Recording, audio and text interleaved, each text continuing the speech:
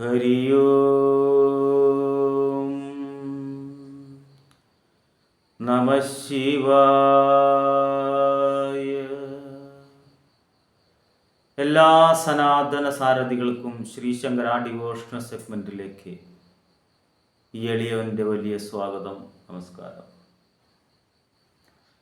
ഇന്ന് ഞാൻ നിങ്ങളുമായി സംവാദം ചെയ്യാൻ ആഗ്രഹിക്കുന്ന വിഷയം സൗഭാഗ്യ വിദ്യാമന്ത്രം. നമ്മൾക്ക് സൗഭാഗ്യങ്ങൾ വരാൻ വേണ്ടി ചിലർക്ക് ജാതകത്തിലെ ഗുണങ്ങളുണ്ടാവും. ജനിക്കുമ്പോഴേ സ്വർണ്ണക്കരണ്ടിയായി ജനിക്കുക, വായയിൽ സ്വർണ്ണക്കരണ്ടിയോടുകൂടി ജനിക്കുക എന്നൊക്കെ കേട്ടിട്ടില്ലേ? അതുപോലെ ചിലർക്ക് ജാതകത്തിൽ ഭാഗ്യാധിപൻ അഷ്ടമത്തിൽ മറഞ്ഞു നിൽക്കുക, അല്ലെങ്കിൽ 9ാം ഭാവാധിപൻ 6ാം ഭാവാധിപനായിട്ട് യോഗം ചെയ്യുക, അല്ലെങ്കിൽ ബാധയിൽ നിൽക്കുക. ഇങ്ങനെയൊക്കെ ആയാൽ നമുക്ക് സൗഭാഗ്യങ്ങൾ വന്നു ചേരാൻ ബുദ്ധിമുട്ടാവും. അതിനൊക്കെ ജ്യോതിഷത്തിൽ ഒരു വിധി പറയുന്നുണ്ട്.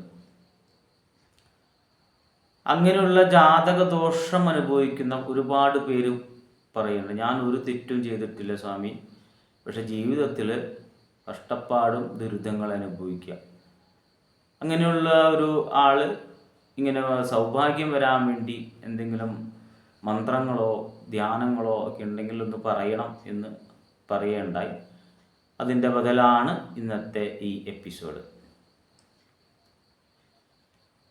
ഇത് നമ്മൾ ചൊല്ലേണ്ടത് നിത്യകർമാദികളും ആചാര്യന് തുല്യനായി ജീവിക്കുന്നവർക്ക് മാത്രമേ ഇത് ഗുണം ചെയ്യുള്ളൂ. അല്ലാതെ ഒരു സുപ്രഭാതത്തിൽ വന്ന് കുറേ മന്ത്രങ്ങൾ ചൊല്ലിക്കൊണ്ട് കിട്ടില്ല. നിങ്ങളുടെ ലൈഫ് ഇന്ന് മുതൽ ഒരു അടുക്കും ചിട്ടയോടുകൂടി കാലത്ത് എഴുന്നേറ്റ് കുളിച്ച് ഭസ്മം ധരിച്ച് വിളക്ക് കൊളുത്തിയോ അങ്ങനെ ഒരു ചിട്ടയിലേക്ക് വന്നവർക്ക് മാത്രമേ ഇത് ഗുണം ചെയ്യുള്ളൂ. ഇല്ലെങ്കിൽ നമ്മൾ എന്താ പറയുക, ഒരു ആവശ്യം കണ്ട് മുന്നോട്ട് പോകുന്നൊരു ഇതായിരിക്കും. കാരണം ആ ജാതക ദോഷത്തിന് പരിഹാരം നമ്മുടെ ഭക്തിക്ക് പറ്റും. അല്ലെങ്കിൽ പിന്നെ നമ്മൾ ഗുരുവായൂർ പോയി തൊഴു, കൊടുങ്ങല്ലൂർ പോയി തൊഴു എന്നൊന്നും പറയേണ്ട കാര്യമില്ലല്ലോ. അപ്പോൾ ആ ഭക്തിയാണ്, നമ്മുടെ ഉള്ളിലിരിക്കുന്ന ആ ചൈതന്യം തന്നെയാണ് നമ്മൾക്ക് ഐശ്വര്യപൂർത്തി തരുന്നത്. അതിനെ നമ്മൾ കണ്ടെത്തുക. അതാണ് ഇതിൻ്റെ ഈ മന്ത്രപ്രയോഗങ്ങളെ കൊണ്ട് ഉദ്ദേശിക്കുന്നത്. മന്ത്രങ്ങളെല്ലാം ഗുരുവിൽ നിന്ന് സ്വീകരിക്കണം, അപ്പോഴാണ് ഫലം വരിക. പിന്നെ നിങ്ങളുടെ ഭക്തി അത് നിങ്ങൾ കണ്ടറിയേണ്ട കാര്യമാണ്. നിങ്ങൾ കണ്ടറിഞ്ഞ് ചെയ്യുക. അല്ലാതെ വരുന്നവർക്ക് ഇവിടെ ശിഷ്യത്വം കൊടുക്കുന്നുണ്ട്. അങ്ങനെയുള്ളവർക്ക് താല്പര്യം ഉണ്ടെങ്കിൽ വരാം. ഇന്നത്തെ സൗഭാഗ്യ വിദ്യാമന്ത്രം എന്ന് പറഞ്ഞാൽ നമുക്കറിയാം, വിദ്യയാണ് ഏറ്റവും വലിയ ധനം. ആ വിദ്യ ആഗ്രഹിക്കുന്നവർക്ക് മാത്രമേ സമ്പത്തും സമൃദ്ധിയും അതിലൂടെ നേടിയെടുക്കാൻ പറ്റുള്ളൂ. വരരുചിയോട് അറിവ് കിട്ടണമെങ്കിൽ നടന്നോളാൻ പറഞ്ഞ പോലെ നമ്മൾ അന്വേഷിക്കുമ്പോഴാണ് നമുക്ക് ആ സൗഭാഗ്യങ്ങൾ വന്നു ചേരുള്ളൂ. നമ്മുടെ ജീവിതം ഇത്രയും നാൾ നടന്നത് എങ്ങനെയായിക്കോട്ടെ, അതൊന്ന് മാറ്റിമറിച്ചുകൊണ്ട് ഓരോരുത്തരും ഭാരതത്തിൻ്റെ സംസ്കാരത്തിൽ, അത് ക്രിസ്ത്യൻ മുസ്ലിമോ ആരായിക്കോട്ടെ, എല്ലാവരും ആ ഭാരത സംസ്കാരം ഉൾക്കൊണ്ട് ജീവിക്കാൻ തുടങ്ങിയാൽ നിങ്ങൾക്ക് മാറ്റം വരും. സത്യസന്ധമായിട്ടുള്ള കാര്യങ്ങൾ ചെയ്താൽ നിങ്ങൾക്ക് ഐശ്വര്യപൂർത്തി വരും.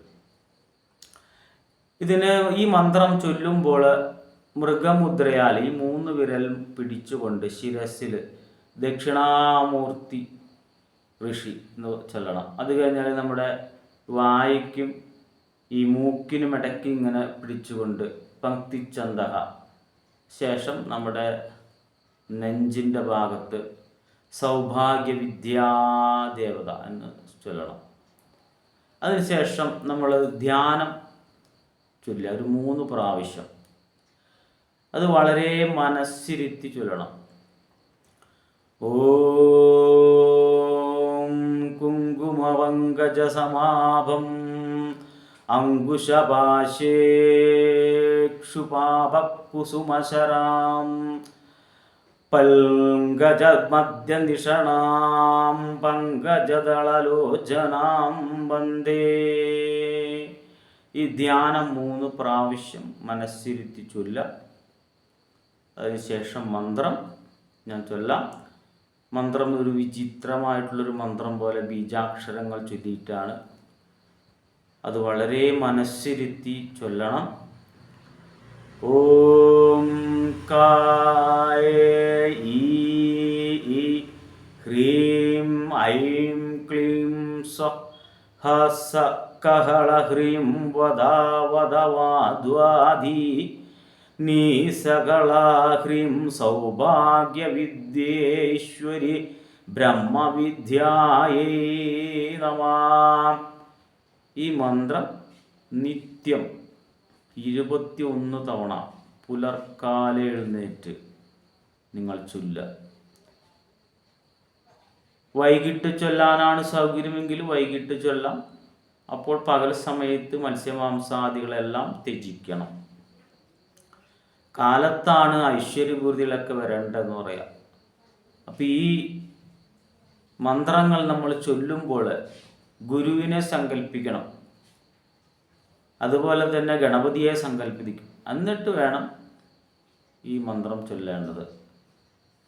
അത് കാലത്താണെങ്കിൽ കിഴക്കോട്ട് തിരിഞ്ഞിരിക്കണം, വൈകിട്ടാണെങ്കിൽ പടിഞ്ഞാട്ട് തിരിഞ്ഞിരിക്കണം.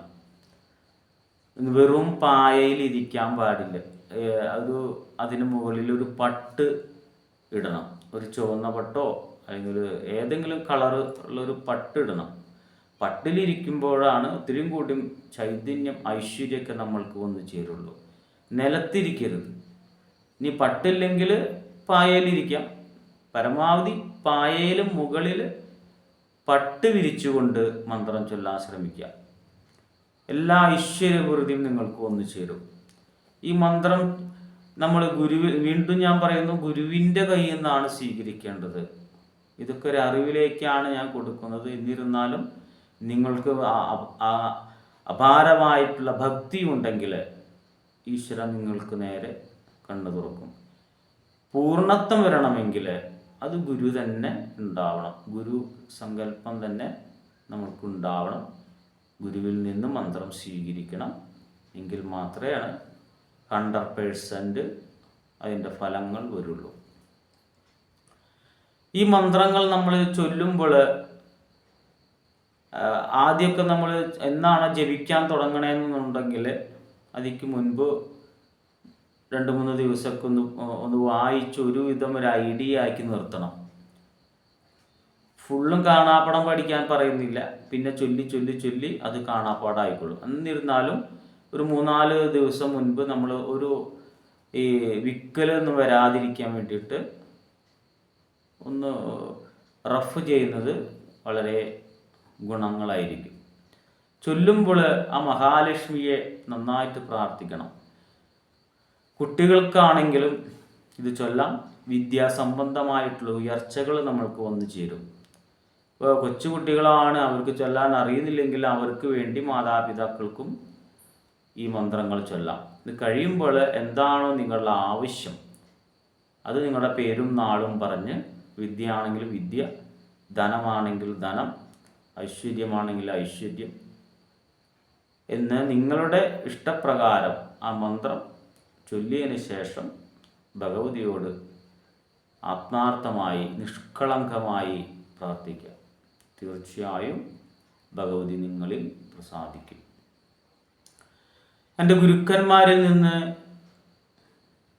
കിട്ടിയിട്ടുള്ള കൊച്ചു അറിവുകൾ ഇത് നിങ്ങൾക്ക് വലുതാണെന്ന് തോന്നുന്നുവെങ്കിൽ അതിന് നിങ്ങൾ നന്ദിയുള്ളവരാണെങ്കിൽ ഈ ചാനലിനെ കുറിച്ച് നിങ്ങളുടെ എല്ലാ സുഹൃത്തുക്കൾക്കും പറയണം. അവർക്ക് ഇതിൻ്റെ ലിങ്കൊക്കെ അയച്ചു കൊടുത്ത് സബ്സ്ക്രൈബ് ചെയ്യിപ്പിക്കണം. എല്ലാ സബ്സ്ക്രൈബേഴ്സിനും വേണ്ടി ഇവിടെ ഭദ്രകാളി അമ്മയോട് എന്നും അർച്ചന ആരാധനയൊക്കെ നടത്തുന്നുണ്ട്. എല്ലാവരെയും അമ്മ അനുഗ്രഹിക്കട്ടെ എന്ന് പ്രാർത്ഥിച്ചുകൊണ്ട് നിർത്തുന്നു.